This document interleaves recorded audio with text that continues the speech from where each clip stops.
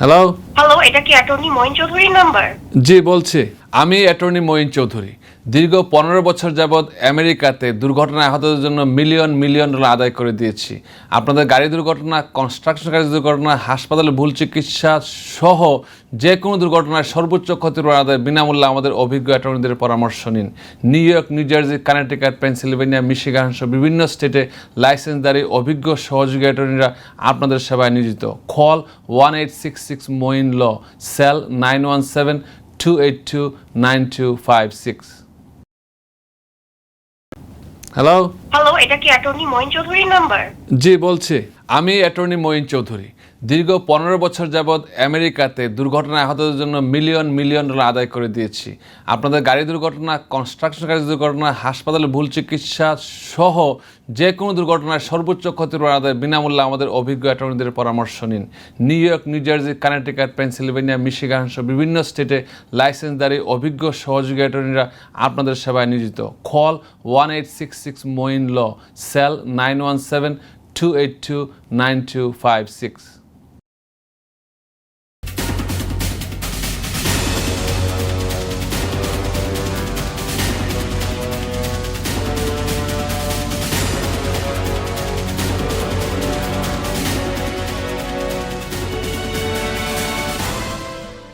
আসসালামু আলাইকুম। চ্যানেল আইয়ের নিয়মিত আয়োজন ল অ্যান্ড ইমিগ্রেশনে পুরো অনুষ্ঠান জুড়ে আপনাদের সাথে আছে আমি রিজওয়ানা এলভিস। আর অতিথি হিসাবে আমাদের সাথে যিনি উপস্থিত আছেন তিনি হচ্ছেন অ্যাটর্নি মঈন চৌধুরী, যিনি সকল প্রবাসীদের অধিকার নিয়ে কাজ করেন।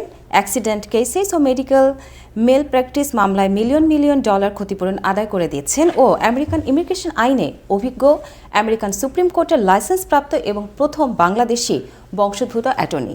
আমরা সরাসরি চলে যাচ্ছি মঈন চৌধুরীর কাছে। স্বাগতম ভাই আপনাকে। কেমন আছেন? ধন্যবাদ এলভিস।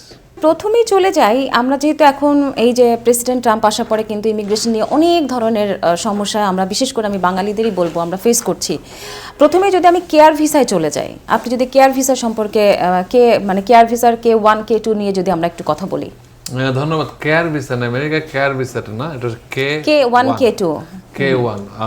এইটা বর্তমানে জনপ্রিয় এই জন্য কারণ আপনারা জানেন, সবাই জানে, সারা বিশ্বের সবাই জানে, আমেরিকার 75 কান্ট্রিজের যে ভিসা মানে পজ দেওয়ার কারণে এখন যারা তারা করছে কি ইন্টারভিউগুলো হচ্ছে কিন্তু ভিসা ইস্যু হচ্ছে না। যদি কেউ সত্যিকার অর্থে ফিয়ান্সে হয়ে থাকে, এঙ্গেজমেন্ট হয়ে থাকে বাংলাদেশ বা বিশ্বের যে কোনো দেশের নাগরিকের সাথে, তারা ইচ্ছা করলে K1 ভিসা, এটা আগেও ছিল, এমন নতুন না, আগেও ছিল, বর্তমানে এটা আছে, এটা তারা ইস্যু করতে পারবে যেহেতু এটা ইমিগ্রেন্ট ভিসা না। সিস্টেমে তারা নন ইমিগ্রেন্ট ভিসা আসবে, আসার পরে তারা 90 ডেজের ভিতরে তাদের বিয়ে সম্পন্ন হবে, অ্যাডজাস্টমেন্ট স্ট্যাটাস ফাইল করবে, ultimately leading to green card. এটা হচ্ছে K1। তাদের ডিপেন্ডেন্ট থাকলে K2 তে আসতে পারে যদি মাইনর চিলড্রেন থাকে। মনে করেন mister X is engaged with miss Y এবং ওয়াই যদি বাচ্চা থাকে জেড সহ কিন্তু তারা আসতে পারে। আর একটা হচ্ছে K3 ভিসা। অনেকে আমি শুনেছি, অনেকেই বলে যে স্যার আমরা হচ্ছে বিয়েটা গোপন করে আসি, গোপন করে যদি আমরা মানে ইনফরমেশন গুলো আসলে তারা বলছে যে অনেকে তাদেরকে অ্যাডভাইস দিচ্ছে গোপন করে বিয়ে হয়েছে কিন্তু বলবো না, আমরা ফিয়ান্সে চলে আসছি। আমি বলবো কখনোই ইমিগ্রেশনে কোনো সময় মিথ্যা তথ্য দেওয়া সঠিক হবে না, কারণ মিথ্যা তথ্য দিলে আপনার ফিউচার বেনিফিটটা বন্ধ হয়ে যেতে পারে। সো এই ক্ষেত্রে সরকারি একটা অপশন দিয়ে রাখছে, if you are married to somebody other countries, আপনারা চাইলে বিয়ে হওয়ার পরেও যদি I-130 অ্যাপ্রুভ হওয়ার আগে পর্যন্ত he can apply for K3 visa এবং K4 ভিসা। তো এই ক্ষেত্রে আপনি কোনো তথ্য বা সত্য গোপন করতে হচ্ছে না, ভুল ইনফরমেশন, ভুল তথ্য দেওয়া যাবে না। ভুল তথ্য দিয়ে আসেন, ইন ফিউচারে যদি মনে হয় আপনি এই তথ্য দেওয়ার কারণে আপনার নাগরিকত্ব বাতিল হতে পারে, যেহেতু আপনি প্রথম থেকে আপনি মিথ্যা তথ্য দিয়ে আসছেন, আপনি এলিজিবল ছিলেন না। তো সবাইকে আমি চ্যানেল আইয়ের মাধ্যমে জানাতে চাই, বাংলাদেশের ক্ষেত্রে এই প্রবণতাটা আছে, বিশ্বের বিভিন্ন দেশে যারা ইমিগ্রেন্ট কান্ট্রি, তারা চায় যে একটু সত্য গোপন করে বা মিথ্যা তথ্য দিয়ে আসলে কি হয়, কিন্তু America is a great country, কারণ আজকে নাও কালকে খুঁজে বের করবে। সারা জীবন রিস্কে থাকার চেয়ে আপনার সঠিক তথ্য দিয়ে আসেন, সঠিক তথ্য দিয়ে আসেন। যেমন একটা কথাই বললাম আপনাকে, যদি K1 ভিসায় আপনি আসতে চাচ্ছেন, আপনি যদি বিবাহিত K3 ভিসায় আসবেন, why you hiding the information? Hiding করার তো প্রয়োজন নেই। হাইডিং করলে আপনি দেখা গেলো পরে আপনার গ্রিন কার্ডটা হলো না। তো এক্ষেত্রে সতর্ক থাকতে হবে। অনেকে কিন্তু এখানে থেকে আসলে বিয়ে করে, তো বাইরে থেকে যদি কেউ অ্যাপ্লাই করে সেক্ষেত্রে আসলে টাইম ডিউরেশনটা কত, আর যদি কেউ একেবারে আমেরিকার মধ্যে থেকে হয়তো বিয়ে করেছে সেখানে স্ট্যাটাস আসলে চেঞ্জ হওয়ার জন্য কতটুকু সময় লাগতে পারে? আমেরিকার ভিতরে যারা আছে, যদি আমেরিকার নাগরিক হয়, তারা যদি বর্তমান বিবাহ বন্ধনে আবদ্ধ হয়, তাদের কিন্তু কোনো ভিসা ইস্যুতে রেস্ট্রিকশন নাই বা পজ নাই। কিন্তু শর্ত হচ্ছে যেই পুরুষ বা মহিলা আমেরিকাতে ঢুকবে সে কিন্তু বৈধভাবে ঢুকতে হবে। অবৈধভাবে ঢুকে থাকে, বর্ডার ক্রস করে ঢুকে থাকে, তার কিন্তু অ্যাডজাস্টমেন্ট হবে না। তার ওয়েভার নিয়ে থার্ড কান্ট্রি থেকে, দেশ থেকে যে ভিসা নিয়ে আসতে হবে। কিন্তু এই ক্ষেত্রে সময় খুবই কম লাগে। আমরা অতীতে এমনও করেছি, এই ট্রাম্প প্রশাসনের সময় 2 মাস 16 দিন পরে গ্রিন কার্ড চলে আসছে। আচ্ছা, মানে এটা খুবই মানে শর্ট টাইমের ভিতরে। শর্ট টাইমে আমি গত কালকে একটা কেস করলাম, as I am talking right now. তার প্যারেন্টস এর জন্য তার মেয়ে অ্যাপ্লাই করেছে, তার বাবার জন্য। বাবা 13 বছর এই দেশে আনডকুমেন্টেড ছিল, তার কোনো কাগজ ছিল না, কোনো কাজ করে নাই, তার কোনো ধরনের সোশ্যাল সিকিউরিটি ছিল না বা ওয়ার্ক পারমিট ছিল না, জাস্ট ছিল এই দেশে। তো অনেকে ভয় পাচ্ছে এই সময় এই কাজগুলো করলে কি হবে, অ্যারেস্ট হবে কিনা। হ্যাঁ, বিভিন্ন স্টেটে আমরা শুনেছি অ্যারেস্ট করছে, কিন্তু আমি খুব নির্দ্বিধায় বলতে চাই প্র্যাকটিক্যাল কেস গতকালকেই হ্যাঁ, তো এটা আমরা 2-3 মাস সাম কাপল অফ ডেজের মধ্যে সে গ্রিন কার্ড অ্যাপ্রুভ হয়ে গেছে। সেই ক্ষেত্রে ভয় না পেয়ে যদি সঠিকভাবে আমেরিকায় এসে থাকেন, ভয়ের কোনো কারণ নাই। সেই ক্ষেত্রে আসলে মনে হয় আমি একটু ইন্টারাপ্ট করি আপনার কথার মধ্যে, কি ধরনের ডকুমেন্টস আসলে প্রোভাইড করতে হবে যে সে যদি এখান থেকে অ্যাপ্লাই করতে চায়? এখান থেকে যদি কেউ বিয়ের মাধ্যমে অ্যাপ্লাই করতে চায়, অবশ্যই যে ভদ্রলোক বা ভদ্রমহিলার জন্য আবেদন করবে সেই দেশে বৈধভাবে আসতে হবে। বৈধভাবে সঠিক নামে সঠিক ডেট অফ বার্থে আসতে হবে। অনেকে দেখা যায় যে পাসপোর্টের নাম এক, তখন একটু সমস্যা হয়। সে যদি পূর্বে কখনো বিয়ে হয়ে থাকে, সেই ইনফরমেশন, ডিভোর্স সার্টিফিকেট লাগবে। বিয়ে না হয়ে থাকলে তো সরকার নেই। এইখানে যে আছে তারও সঠিক ডকুমেন্ট লাগবে। সে কিভাবে আসছে এটা ইম্পর্টেন্ট। একটা তথ্য আমি সবসময় বলে থাকি মানুষকে, অনেক লয়ার এগুলো জানে না, কারণ করে না বেদা জানে না। যদি কেউ গ্রিন কার্ড নিয়ে আমেরিকায় আসে বিয়ের মাধ্যমে, সে কিন্তু নেক্সট গ্রিন কার্ড পাওয়ার নেক্সট 5 ইয়ার্স এর মধ্যে সে কিন্তু কারোর জন্য আবার বিয়ের জন্য অ্যাপ্লাই করতে পারবে না। কিন্তু অনেকেই ভাবে যে আমার গ্রিন কার্ড হয়ে গেছে, বিয়ে অ্যাপ্লাই করব না কেন। এই জিনিসটা খুবই সেনসিটিভ। সামান্য একটু ভুলের কারণে অনেকের মানে বিরাট সমস্যার সম্মুখীন হয়। পরবর্তীতে অনেকে আছে মনে যে 20-30 বছর অবৈধ আছে, তাদের করার কিছু নাই। এই দেশটা অনেকের জন্য সুখের দেশ, অনেকের জন্য দুঃখের কাহিনী। সো এই ক্ষেত্রে আপনারা প্রথম দিকেই সচেতন থাকতে হবে। এবং আমেরিকান ইমিগ্রেশন ইজ কমপ্লেক্স আবার সিম্পল, দুইটাই বলা যায়। কমপ্লেক্স এই ক্ষেত্রে আপনি যদি ভুল পথে যান, ইট ইজ কমপ্লেক্স। আর যদি সঠিক পথে যান, আপনি সঠিকভাবে সমাধান করতে পারবেন। ইমিগ্রেশনে সবসময় কথাই থাকে একটা রং হেল্প অলওয়েজ হার্ট। এমন কারো কাছ থেকে হেল্প নেবেন না, এমন কিছু করবেন না, ভুল পথে যদি হেল্প নেন আপনি অবশ্যই এটা পরবর্তীতে আসলে সমস্যা হবে। রং হেল্প, কাউকে রং হেল্পও করবেন না, রং হেল্প নেবেন না আপনারা। আচ্ছা, মনভাবে আরও একটা জিনিস আপনার কাছ থেকে জানতে চাচ্ছি যে এই যে আপনি বললেন যে বাংলাদেশ থেকে বা এখান থেকে অ্যাপ্লাই করা যাবে, বর্তমানে তো আসলে 75 যে কান্ট্রিজগুলোতে পজ আছে সেটা কিন্তু বাংলাদেশেও কিন্তু আছে, এই মুহূর্তে কি আসলে করা সম্ভব? না, বাংলাদেশে ভিসা ইস্যু করবে না, কিন্তু ইন্টারভিউ হচ্ছে। অ্যাডজাস্টমেন্ট অফ স্ট্যাটাস যারা এই দেশে থাকে, এই দেশে থেকে যারা অ্যাপ্লাই করছে, ধরেন ওয়াইফ বা হাজবেন্ড আমেরিকায় আছে, আমেরিকায় বিয়ে করেছে এবং আমেরিকায় তাদের সবকিছু মানে লিগ্যাল পেপারস আছে আর করে তখন এটা ওভারসিজ ধরেন ভিসা পজ আছে, কিন্তু এখানে অ্যাডজাস্টমেন্টের গ্রিন কার্ড দেওয়া পজ নাই। এটা চলছে। হ্যাঁ, অনেকে আসলে ইনফরমেশনটা নিয়ে একটু দ্বিধায় আছে যে আসলে এখানে যদি থাকে ডেফিনেটলি হবে। তবে সবাইকে অনুরোধ করব, আপনারা যারা গ্রিন কার্ড নাই বা সিটিজেন না, তারা কোনো ধরনের পাবলিক চার্জ মানে সরকারি কোনো সুবিধা, আনডকুমেন্ট সুবিধা নেবেন না। এই রিসেন্টলি আমাদের যে অ্যাম্বাসেডার, ইউএস অ্যাম্বাসেডার বাংলাদেশে, তারা ইউএস অ্যাম্বাসিতে পোস্ট করেছে যে B1 B2 যে কোনো ভিসা যদি আমেরিকায় আসেন আপনারা, যদি কোনো সরকারি সাহায্যের উপর নির্ভরশীল হন, তাহলে আপনার ফিউচার ইমিগ্রেশন বেনিফিট হয়তো আপনি পাবেন না, আপনার ডিনায়াল হতে পারে। সেই বিষয়টা মাথায় রাখবেন। যেহেতু চ্যানেল আই সারা বিশ্বের লোকজন দেখবে, যেন বলছি অনেকেই বাংলাদেশ থেকে বিশ্বের বিভিন্ন দেশ থেকে আসে, এদেশে আসার পরে প্রেগনেন্ট অবস্থায় আসলে এদেশে একটা বাচ্চা জন্ম হয়, মেডিকেল যে বেনিফিটটা নেয় কিন্তু তার জন্য সুবিধাটা নেয়, তারা কিন্তু ফিউচারে এমনও হতে পারে তাদের বেনিফিট আর গ্রিন কার্ড দেবে না, কারণ তারা অন্য পারপাসে আসলো, তার দেবে না, বেনিফিটটা নিচ্ছে। এটা কখনো না ঠিক হবে না। যদি আপনি এই দেশে যখন আসেন, আমেরিকান সরকার জানতে চায় যে আপনি একজন অন্য দেশের নাগরিক, ঘুরতে এসেছেন, এনাফ টাকা পয়সা আপনার আছে, ফেরত যাবেন, আপনি সরকারের উপর বোঝা হবেন। এই জিনিসটা আগে তো ভাবে একজিকিউট ছিল না, কিন্তু বর্তমানে ইউএস অ্যাম্বাসেডর আপনারা দেখবেন বিভিন্ন জায়গায় কথা বলে, কিন্তু এই বিষয়টার ক্ষেত্রে কিন্তু সে স্ট্রিক্ট।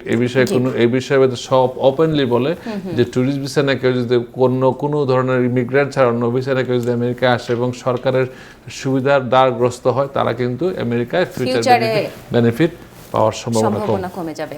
এবার আমরা একটু চলে যাই EB-1-এ। EB-1-এ আসলে যারা অ্যাপ্লাই করতে চাচ্ছে, অনেকে হয়তো ভয় পাচ্ছে যে এই মুহূর্তে আমি ফাইল সাবমিট করব কিনা, আমার যদি ডিনাইল হয়, বা আমার এটা এখন আদেও আসলে আগে যে একটু শিথিল ছিল সেই শিথিলতাটা তো এখন নাই, সেই ক্ষেত্রে আপনি কি বলবেন? ধন্যবাদ। EB-1 দুইটা ভাবে করা যায়। একটা হচ্ছে অ্যাডজাস্টমেন্ট অফ স্ট্যাটাস, এখানে থেকে করলে খুব কুইক হবে।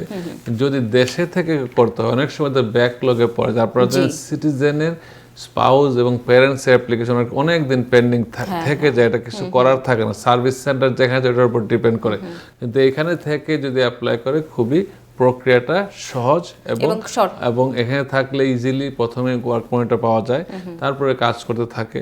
আলটিমেটলি এক সময় গ্রিন কার্ড, অনেক সময় ইন্টারভিউ ছাড়াও আসে, ইন্টারভিউ নিতে সিকিউরিটি কোয়েশ্চেন থাকলে ইন্টারভিউ নেই, সিকিউরিটি কোয়েশ্চেন ছাড়া ইন্টারভিউ লাগে না। সেই ক্ষেত্রে আপনাকে অতীতে যে ঘটনা ঘটেছে, অনেকে আমাকে প্রশ্ন করে ABCর নাম ধরে যে এই নায়িকা, এই গায়িকা, এই লেখকের, আমি আসলে ওই দিকে আসছিলাম, কেন হয় না আমাদের প্রশ্ন। আমরা তো পাবলিক ফিগার, সবসময় আমরা পার্টিতে ইনভলভ। আমি তো ডেমোক্রেটিক পার্টি ডিস্ট্রিক্ট লিডার এট লার্জ এখানে। সো বিভিন্ন অকেশনে গেলে অনেকে এমনি থামায় জিজ্ঞেস করে যে স্যার এটা কেন হলো না। আমি তো তাদের লয়ার না, আমি যার লয়ার তার ব্যাপারে কথা বলতে পারি, কিন্তু হয় না এই কারণে হয় না, তাদের হয়তো প্রিপারেশন ভালো ছিল না, তাদের যে ডকুমেন্ট প্রোভাইড করা হয়েছে এগুলো হয়তো ল্যাকিংস আছে, এবং তাদের এমনও হয় যে ফেক ডকুমেন্ট প্রডিউস করা হয়, যে ফেক যেগুলো আগে একবার হয়তো ব্যবহৃত হয়েছে অন্য কেউ, এখন আমেরিকান ইমিগ্রেশন AI দিয়ে করে কি তারা সবগুলা ডকুমেন্ট তারা ভেরিফাই করে যে এটা মানে অরিজিনাল নাকি এটা ফেক, আগে যেটা ছিল কিনা, আগে যেটা ছিল না। দেখা গেল যে একই ডকুমেন্ট অনেকে ব্যবহার করছে, মানে রেকর্ড থেকে যায়, তো সেটা রেকর্ড থেকে যায়। সো এই জিনিসটার জন্য হচ্ছে কি অনেকের হয়তো রিজেক্ট হচ্ছে। তারপর অ্যাটর্নি একটা বিগ ফ্যাক্টর। অ্যাটর্নি যদি সব অ্যাটর্নি, কিন্তু আমরা যারা আমেরিকায় লেখাপড়া করেছি, বিং অ্যান অ্যাটর্নি এটলো বলতে চাই, সবাই মোটামুটি একই ধরনের লেখাপড়া জানি, কিন্তু কে কতটুকু গুরুত্ব সহকারে কাজটা দেখছে এটা ভেরি ইম্পর্টেন্ট। EB-1 বলেন, EB-2 NIW বলেন। NIW হচ্ছে কি এখন বাংলাদেশি অনেকেই করে কি, তারা করে কি যে অনলাইনে সব ডকুমেন্ট সাবমিট করে দিচ্ছে, ওই লয়ার কি দেখছে না দেখছে না, রিজেক্ট হচ্ছে। লয়ারকে কখনো জীবনে দেখেও নাই, রিজেক্ট হচ্ছে, চিনেও না, ধরারও কিছু নাই, টাকা পয়সা দিয়ে দিচ্ছে, শেষ। তারপর আবার আমি যতবার ইচ্ছা ততবার ফাইল করবো। This is not the way. সেক্ষেত্রে কি আসলে যতবার ইচ্ছা কেন ফাইল করেন, আপনি প্রপারলি যদি ফাইল করেন, আপনি প্রথমবারে হওয়ার দরকার হচ্ছে না। যতবার ইচ্ছা ফাইল করেন, নতুন ডকুমেন্ট ছাড়া যতবার ইচ্ছা ফাইল করবেন কেন? ইফ সামথিং চেঞ্জ, আপনি আজকে হয়তো ফাইল করেছেন, নতুন কিছু ডকুমেন্ট অ্যাড হচ্ছে, আপনার শিক্ষা যোগ্যতা বেড়েছে, বা আপনি নতুন অ্যাওয়ার্ড পেয়েছেন, ডিফারেন্ট ইস্যু, এটা তো খুব একটা একবার রিফিউজ হলে এটা অলওয়েজ রেড ফ্ল্যাগ। আমরা দেখছি যে এই মুহূর্তে তো আসলে পজিটিভ রেজাল্ট খুব কম আসছে। না, আমি পজিটিভ রেজাল্ট বলবো, আমি তো পজিটিভ রেজাল্ট পাচ্ছি। আমি যতগুলো অ্যাডজাস্টমেন্ট ফাইল করছি একটা দিন হয় নাই। না, আমি EB-1 এর কথা বলছি, কারণ অনেকে আসলে আপনি যেটা বলছিলেন যে নায়ক নায়িকা গায়ক গায়িকা অনেকেই কিন্তু এখন তারা আমেরিকাতে আসার পরে চিন্তা করে যে আচ্ছা আমি EB-1-এ যাব স্ট্রেট। সেই ক্ষেত্রে আমি বলবো যে আসলে এই মুহূর্তে করাটা কি উচিত হবে নাকি আরো কিছু? যদি আপনার প্রপার ডকুমেন্ট থাকে, if you think you are qualified, talk to an attorney. আমাদের মতো যদি কোয়ালিফাইড কোনো অ্যাটর্নি থাকে তার সাথে সরাসরি কথা বলবেন। আমাদের একটা প্রবণতা কি, মাগনা মানে ফ্রি পাইলে যতটুকু পারে, যে এক জায়গায় টাকা ঠিকই দেবে কিন্তু সব ফ্রি জানতে চায়, ওইটা না করে আপনি সরাসরি আমাদের সাথে সরাসরি দেখা করবেন, ভিডিও কনসাল্ট করতে পারেন। আর আপনি কনসালটেশন ফ্রি দিয়ে কথা বলতে পারেন, আপনি সঠিক তথ্য জানবেন। আপনি 2-3 লয়ারের সাথে কথা বলে then you decide if you think you are qualified, there is Then no you time go for frame. that. এখানে টাইম ফ্রেম নাই। আপনারা এখানে বলতেছেন গুড টাইম, অনেকে তো ভয়ে ইন্টারভিউ যাচ্ছে না, কিন্তু আমি তো হ্যাঁ, যে আমি ওটাই বলছিলাম। বিয়ের কেসগুলা বা প্যারেন্টসের কেসগুলা আমরা তো ইজিলি করতেছি। যে ক্লায়েন্ট যেতে চায় নাই, ক্লায়েন্ট কয় স্যার আমাকে অ্যারেস্ট করলে আপনি কি করবেন? আচ্ছা, সো অ্যারেস্ট করলে কি করবেন, কিছু তো করার নাই। আমি বলছি যে আপনার অনলি অপশন হচ্ছে গো ফরওয়ার্ড, কারণ আপনি যদি এখন যদি না যান, আমেরিকান সরকার কিন্তু জানে কে কোথায় আছে, আপনাকে চাইলে কিন্তু ধরতে পারে। একদম। সো আপনি বেটার ওখানে গেলে তো আপনার কেসটা আমরা আপনাকে রিপ্রেজেন্ট করতে ভালো হবে, গেল হয়ে গেল। আবার এই মুহূর্তে আরও একটা আমরা দেখছি, আমরা যেহেতু মিডিয়াতে কাজ করি, আপনি নিজেও জানেন আপনার কাছে প্রচুর ক্রেজ আসে এটা নিয়ে। অ্যাসাইলাম যারা করেছিল, যারা চিন্তা করেছিল যে আচ্ছা আমি বিএনপি জামাত বা এলডিপিতে ছিলাম, এখন তো আসলে পরিবর্তন হয়েছে, তাদের কেসগুলো আসলে কি হতে পারে? কি হতে পারে বা কি হচ্ছে এটাই শুনেন, আবার কি হতে পারে এটা তো শুনবেন। তাদের অবস্থা আসলে খুব একটা সুবিধাজনক না, কারণ হচ্ছে আপনি যেই রাজনৈতিক দলেই ছিলেন না কেন, আপনি প্রথমেই এসে বলেছেন যে বাংলাদেশের তৎকালীন যে রাষ্ট্র ক্ষমতায় ছিল যে দলটা, ওই দলটা আপনাকে অত্যাচার করেছে, নির্যাতন করেছে, অতীতে করেছে, বর্তমানে আসার আগে পর্যন্ত করেছে, ভবিষ্যতেও করবে। এখন ইমিগ্রেশন অনুযায়ী যদি কেউ পাস্ট পারসিকিউশন থাকে, অতীতে আপনাকে অত্যাচারিত হয়েছেন, আপনি বর্তমান অত্যাচারিত হলেন, ভবিষ্যতে কোনো অত্যাচারের সম্ভাবনা নাই, দেন কিন্তু আপনার কেসটা তারা অ্যাপ্রুভ করতে বাধ্য না। আপনি কাউকে ফোর্স করতে পারবো না আমরা, কেন এটা অ্যাপ্রুভ করবেন না। আপিল করলেও বলবে যে হ্যাঁ স্যার তো বর্তমান কোনো সমস্যা নাই। তো এই জিনিসটা খুবই ইম্পর্টেন্ট। একটা সরকারের পতন হয়েছে, কিন্তু যেই লোকগুলা ধরেন অনেক কষ্ট করেছে এখানে থেকে, তাদের হয়তো হিয়ারিং বাকি ছিল, এখন তাদের জন্য তো বাংলাদেশটা বলবে যে হ্যাভেন, কারণ তোমরা যা চেয়েছিলা তাই তো পেয়েছো। বর্তমানে তখন দেশে কোনো সমস্যা নাই, আসলেই নাই। সেই ক্ষেত্রে তাদের উচিত হবে তাদের অ্যাটর্নির সাথে বসে সরাসরি কথা বলে এইভাবে কিভাবে স্টেটমেন্ট কি ছিল রিভিউ করতে হবে। এবং সমস্যা হচ্ছে কারেক্টটা, আমি কাউকে ব্যক্তিগতভাবে কথা বলা নেবেন না, আমি খুব মানে কথা বলতে আসলে কথা চলে আসে। অনেকে দেখা যায় যে একই ব্যক্তির কাছে 100 লোকের স্টেটমেন্ট লিখেছে, এই স্টেটমেন্টগুলা একই ধরনের, স্টোরিটা একই ধরনের, একই জায়গায় একই জিনিস। এই ক্ষেত্রে তাদেরকে উচিত হবে যে তাদের নিজ নিজ অ্যাটর্নির সাথে কথা বলা এবং বসে কথা বলা, আসলে ফিউচার কি করা যায়। আমরা একেবারে শেষের দিকে চলে এসেছি। আমার শেষ যে প্রশ্নটা আপনার কাছে আছে ট্যুরিস্ট ভিসা নিয়ে। B1 B2 তে আসলে যারা আসতে চায় তাদের তো একটা বড় অ্যামাউন্ট আসলে জামানত দিয়ে আসতে হচ্ছে। সেই ক্ষেত্রে আসলে বাঙালিদের জন্য আসাটা তো মানে এটা তো স্বপ্নের দেশ, সেই স্বপ্নের জায়গা তো প্রথমেই একটা বাধা। আমি এটা বাধা বলি না, কারণ হচ্ছে $15,000 to $15,000 ইজ নাথিং। কারণ আমেরিকা যদি আসতে হয় এই পরিমাণ অর্থ সবার কাছে থাকতে হবে। অনেকে হয়তো চিন্তা করছে যে আমি দিব, কতটুকু সিকিউরিটি আছে এটা? Security 100% security. আমেরিকার সরকারের পক্ষে বলছি না, ডোনাল্ড ট্রাম্প বর্তমান প্রেসিডেন্ট, আমি সরকারের পক্ষে বলছি, আমি ডেমোক্রেটিক পার্টি ডিস্ট্রিক্ট লিডার, সরকারের পক্ষে বলছি না। আবার এটা হয়তো এই জিনিসটা যে নীতিটা উড্র হতে পারে, ডোনাল্ড ট্রাম্প চলে গেলে এটা হয়তো আবার শিথিল হতে পারে। এই বন্ডটা অনেকে কল দিয়ে বলে যে স্যার $15,000 দিয়ে ভিসা দিচ্ছে, দিস ইজ রং। $15,000 দিয়ে ভিসা দিচ্ছে না। আপনি যদি কোয়ালিফাই করেন তখনই আপনাকে বলবে যে আপনার বন্ড লাগবে কি লাগবে না। 5,000 to minimum 5,000, maximum 10,000 for the entire family. এখন যদি এই টাকাটা আপনি কাউকে হাতে হাতে দেবেন না, this goes to US portal, যে pay.gov এ যাবে।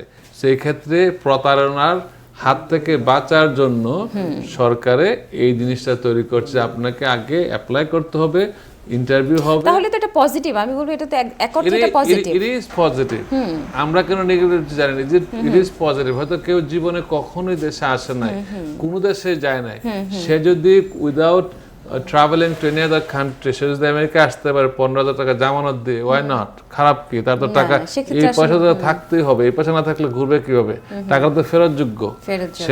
সে যদি কোনো অবৈধ কাজ না করে, ক্রিমিনাল অ্যাক্টিভিটিতে না জড়ায়, এখানে সে যদি কোনো ধরনের সরকারের বেনিফিট না নেয়, টার্ম অনুযায়ী চলে যায়, তার ভয়ের কোনো কারণ নাই। সে will get the money back, অথবা এমবাসি যোগাযোগ করতে পারবে, সমস্যা নেই। আরেকটা প্রশ্ন আমার মাথায় আসছে, সেটা হচ্ছে ডিভি অনেকেই কিন্তু চাটুকারি অ্যাড দিচ্ছে ফেসবুকে, কিন্তু বাংলাদেশ কিন্তু আসলে ওই লিস্টের মধ্যে নাই।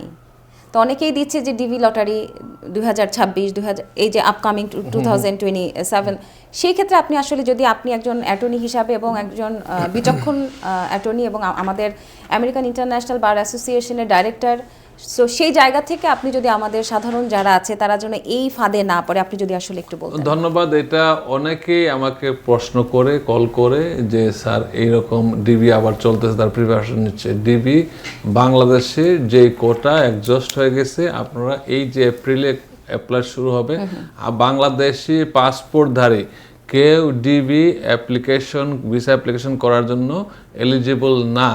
আপনারা যদি কেউ বলে, আপনারা চ্যানেল আই বরাদ দিয়ে বলতে পারেন, চ্যানেল আইতে বলা হয়েছে এটা আমরা এলিজিবল না। আপনার প্রতারণার শিকার হবে না, আপনাদের তথ্যগুলা নিয়ে হয়তো কেউ এখানে অন্য ধরনের কাজ করতে পারে। So information is very important, এবং আপনার যে আইডেন্টিটিটা সবসময় সুরক্ষিত রাখবেন। আপনাকে অসংখ্য ধন্যবাদ মঈন ভাই। পরবর্তীতে আপনার সঙ্গে আমার আবার দেখা হবে, আমি একটু বিদায় নিয়ে আসি। আপনাকে ধন্যবাদ। দর্শক, এই ছিল আজকের মতো। পরবর্তীতে আবারও দেখা হবে। সেই পর্যন্ত ভালো থাকুন, সুস্থ থাকুন, দেখতে থাকুন চ্যানেলের ল অ্যান্ড ইমিগ্রেশন প্রোগ্রামটি।